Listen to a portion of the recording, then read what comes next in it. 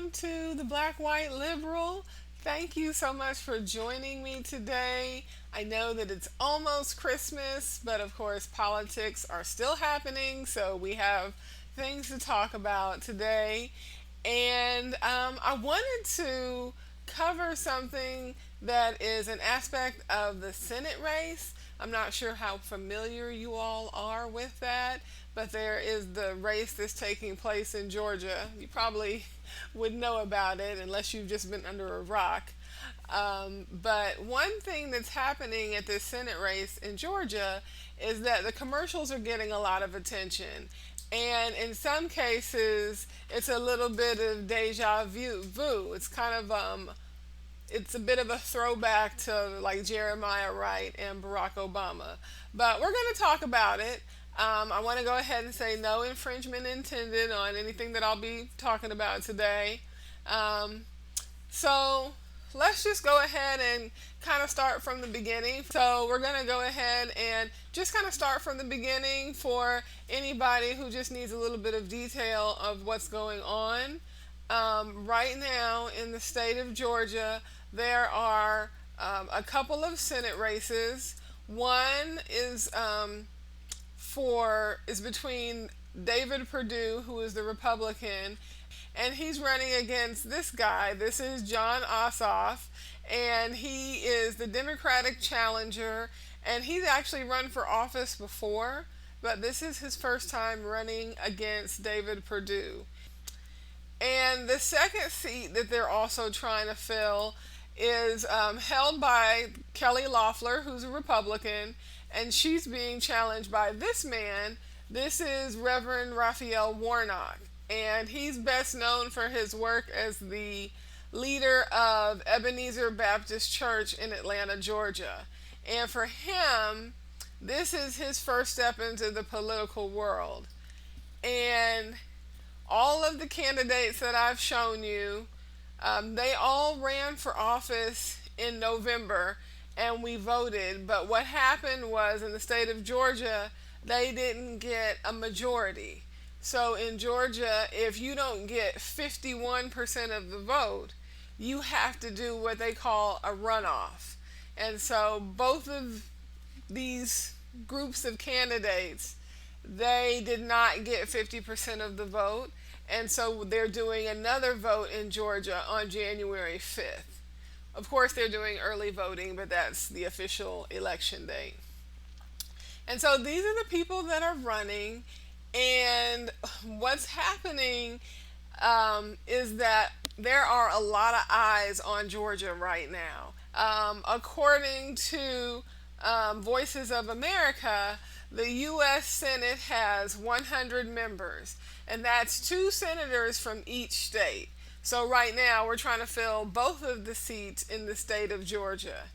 And what happens is after the November election, what happened is there were 48 Democrats and there were 50 Republican senators. And now we have these other two seats that are up for grabs.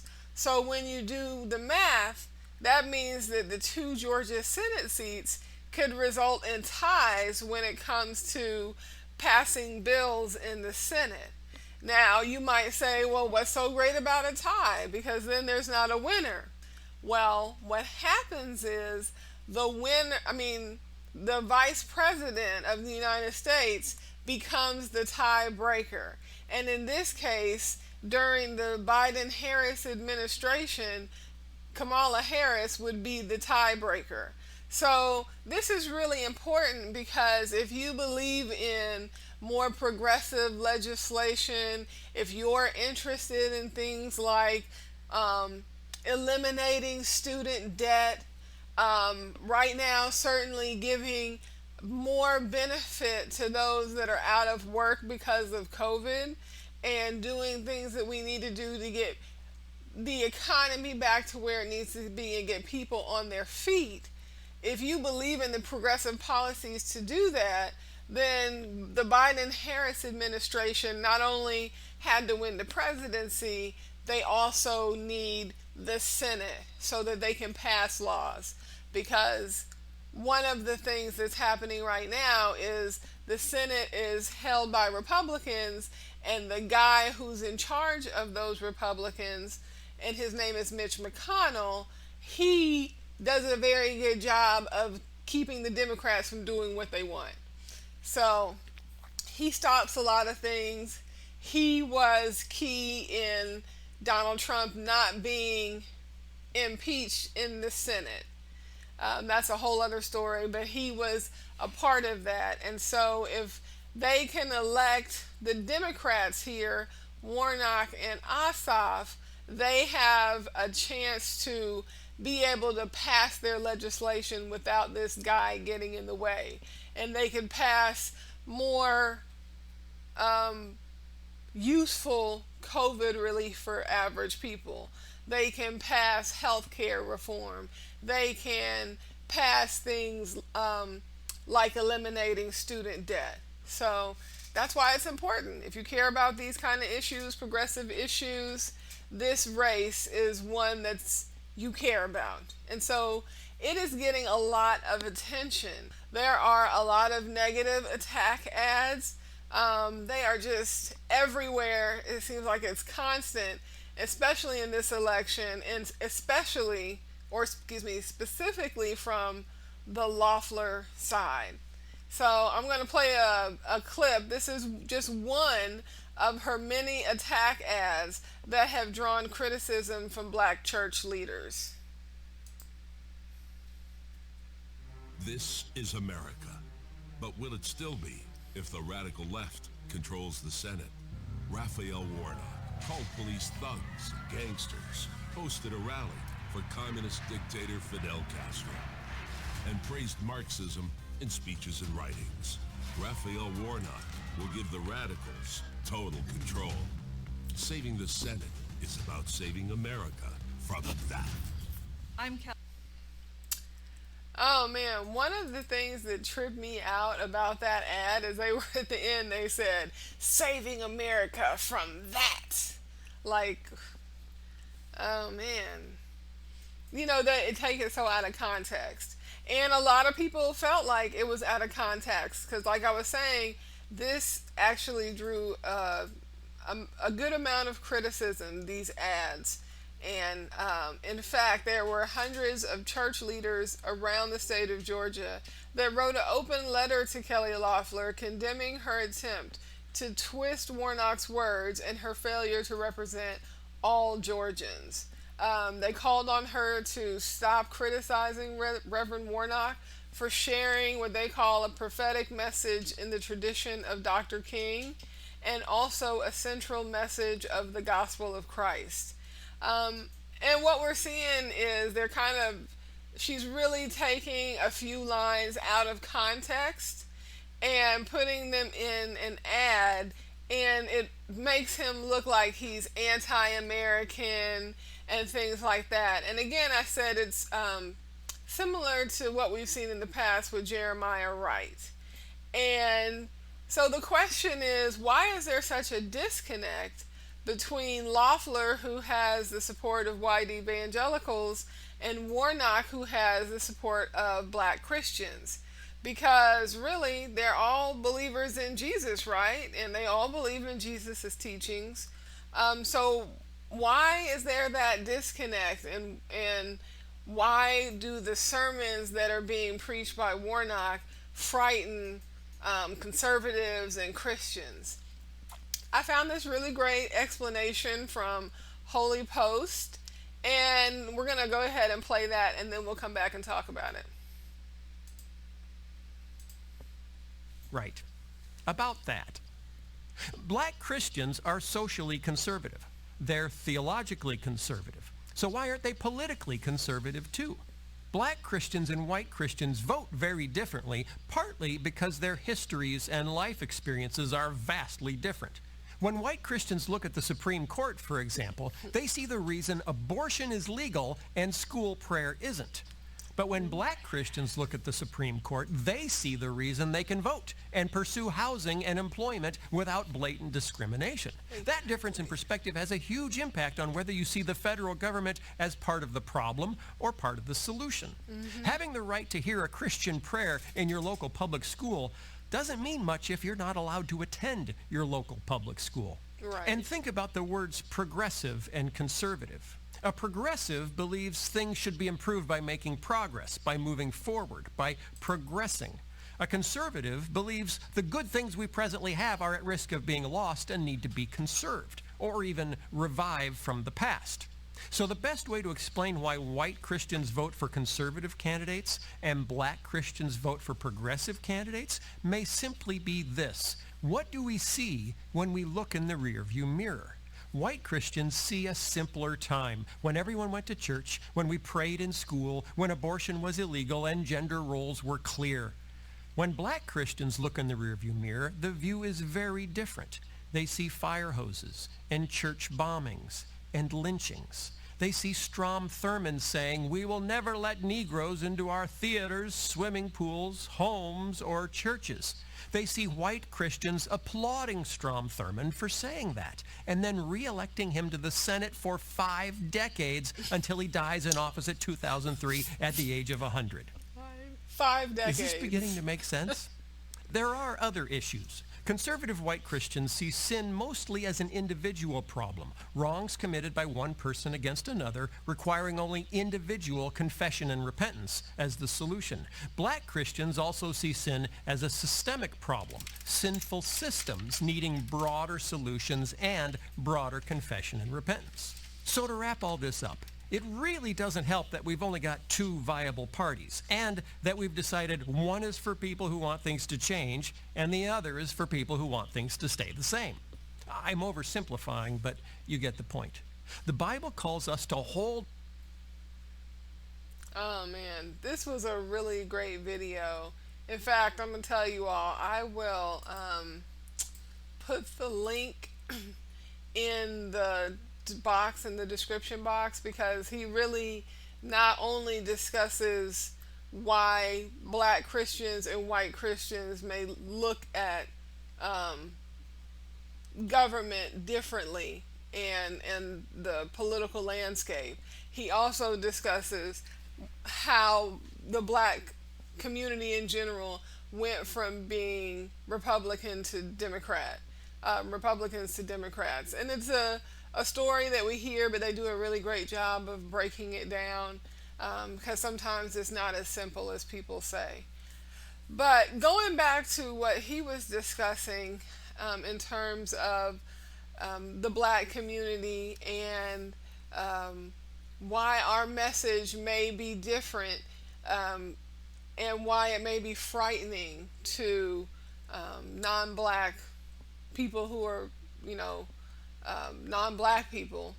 But basically what it comes down to is, in the black church community, the pulpit is a place where godly encouragement is given to those who are dealing with the kind of issues that Reverend Warnock talks about. So when he talks about, our children being in jail and setting our children free, and, putting that in terms of Moses coming to Pharaoh and saying to free the Jews,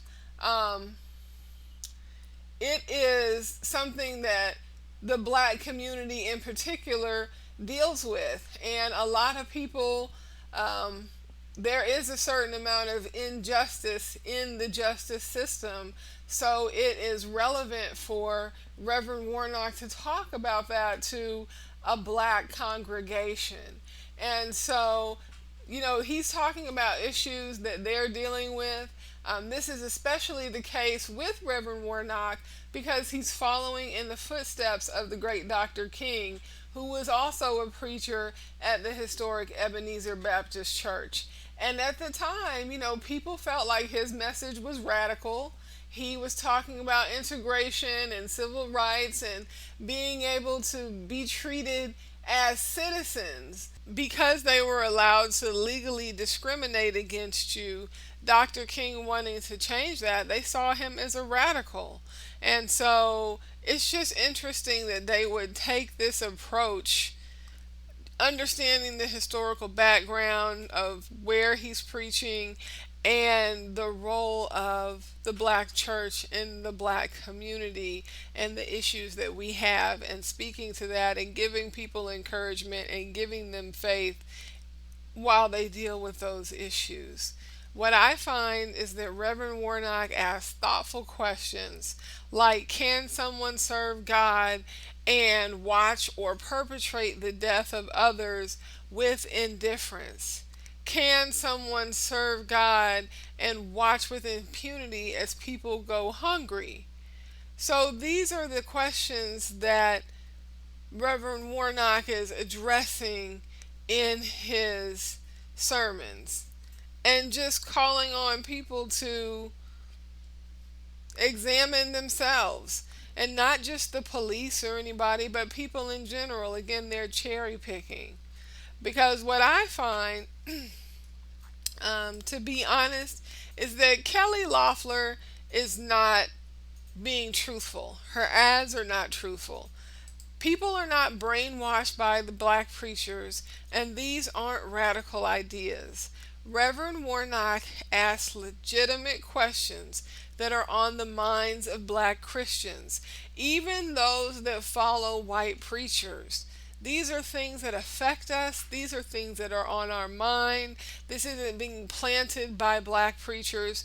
I've attended a church with a primarily black congregation and a white pastor, and I wanted these things to be addressed. I felt like this was social justice, and things were happening to, people who were sitting in those pews, and it wasn't being addressed. The encouragement wasn't even being given from that aspect that so many people in the congregation were dealing with specifically. This is stuff that are on the minds of black Christians.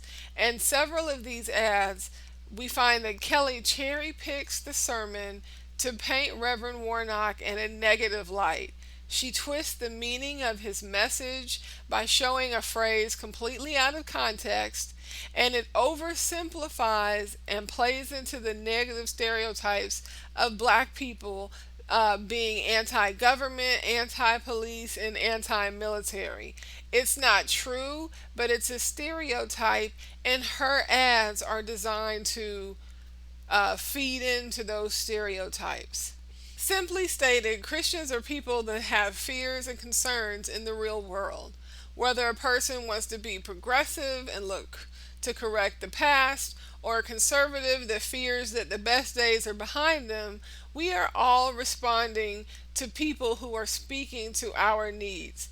President Trump is wildly popular because he speaks to the will of his people, no matter how vulgar or contemptuous or ignorant. And Kelly Loeffler stands behind his attempts to undermine democracy on behalf of a percent of people who voted for Trump, as opposed to upholding the democratic process for all. Her attempts to smear Warnock, as opposed to running on her singular ability to flaunt her wealth on those people that she deems worthy. Instead of fighting for us all, she wants credit for helping one hospital and using her private plane to bring people back to Georgia who were being quarantined after being exposed to COVID in the early months. So this was early on, and she used her plane, and I understand they got to come back home, but we didn't know what was going on. And in fact, she had an idea of how deadly this thing was. I just feel like she's irresponsible. And I feel like she's all about doing for the few instead of representing for the many. I'm not saying she doesn't do any good at all, but I think that overall there are choices that could benefit many more people that she's not really supporting, and she's supporting the disenfranchisement of millions of people and millions of votes in Georgia. And I just find for me that that is not acceptable. So her unwillingness, and this is my opinion, her unwillingness to understand the perspective of all of her constituents is why I feel like she doesn't deserve to be elected by the people of Georgia. Let's recall that she was appointed by Governor Brian Kemp after the prior senator, who was Johnny Isakson, retired. So I feel like Loeffler has shown us who she is. I'm sure she's a very nice person, but at the end of the day, she's beholden to President Trump, who endorsed her appointment. She's not seeking to represent and uplift all the people of Georgia, while Reverend Warnock is. So this is my guy. I would also say vote for Jon Ossoff because we need both seats in order to pass the kind of policy that can really move people forward and help the middle class. And so we need both Raphael Warnock, and we also need Jon Ossoff. So if you're in Georgia, we ask that you please come out and vote.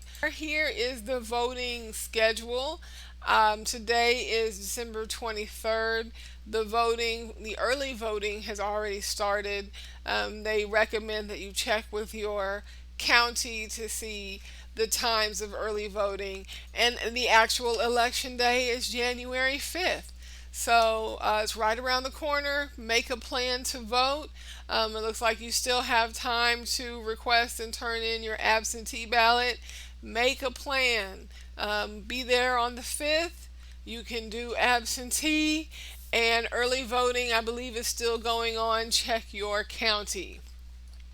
So to all the Georgians, this is the time to vote. It's taking place, and so let's give the Biden-Harris administration the support that they need to get America back on the right path. Let's deliver 2 more senators that believe in the citizens and the true greatness of America. So y'all go ahead and get on out there and vote. I want to say this is the Black White Liberal. Thank you for joining me. I want to tell everybody, have a very Merry Christmas. If you get to spend time with your family, reach out and call someone who doesn't have a chance to be with their family. If you like this video or found it helpful, please leave a comment or give me a thumbs up. You can follow me on social media. On Twitter, I am Black White Lib, and on Facebook, I am BW Space Lib. You can also donate to my Cash App. It's right there at the bottom, Black White Lib 1. And we're just praying that 2021 is going to be a lot better, and we're going to have hope and be in a better place. So have a very Merry Christmas, and we'll check in with you later. It's the Black White Lib. Peace.